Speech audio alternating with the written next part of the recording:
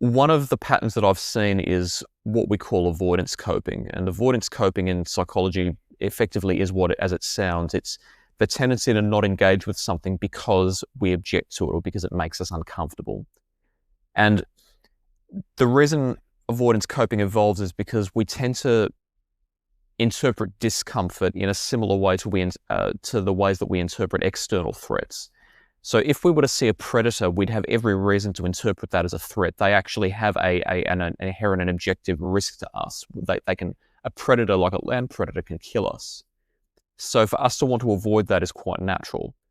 But because of threat sensitivity, there are internal experiences like discomfort, sadness, psychological pain, having something as simple as having to take responsibility for being wrong about something or having to use a lot of mental effort. That puts a strain on our psyche, on our minds, and we interpret that as a threat.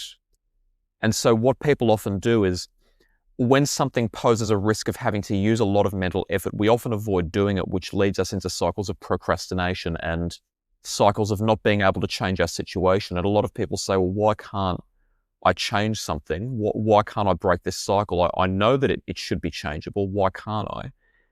And what we have to come to terms with gently and at a pace that is appropriate for each person is that change can't happen unless you face the things that make you uncomfortable.